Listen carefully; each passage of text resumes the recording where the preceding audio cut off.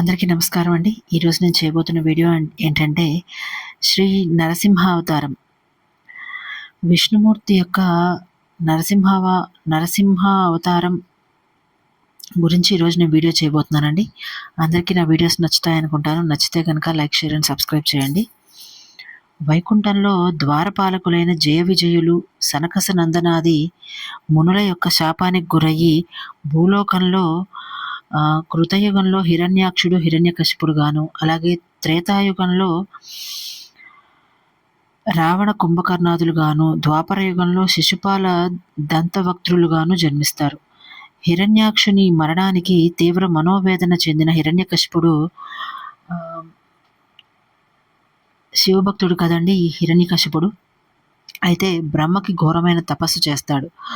ఆ బ్రహ్మ యొక్క వరం వల్ల గాలిలో కానీ, ఆకాశంలో కానీ, నీటిలో కానీ, అగ్నిలో కానీ మరణం లేకుండా రాత్రి పగలు కానీ, దేవదానవుల వల్ల కానీ, జంతువులు మానవుల వల్ల కానీ, ఇంటా బయట లోపల కానీ, ఆయుధాల వల్ల కానీ ఎక్కడా కూడాను మరణం లేకుండా ఒక వరాన్ని పొందుతాడు. అయితే అతని కుమారుడు ఇందుకు భిన్నంగా విష్ణువు, శ్రీ మహావిష్ణువు యొక్క పరమ భక్తుడు. అయితే ఒకనాటి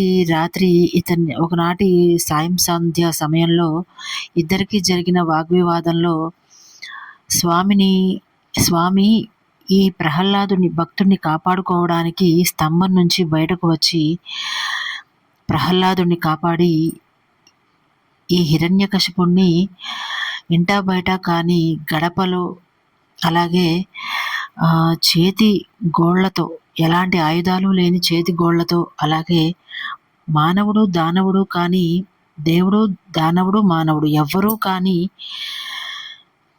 కొంత మానవ అవతారం, కొంత జంతువు యొక్క అంటే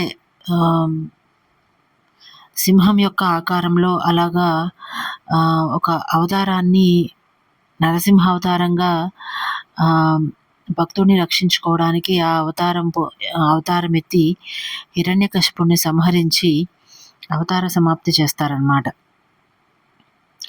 ఈరోజుకి ఇంతేనండి. నా వీడియో నచ్చితే కనుక లైక్, షేర్ అండ్ సబ్స్క్రైబ్ చేయండి. నమస్కారం.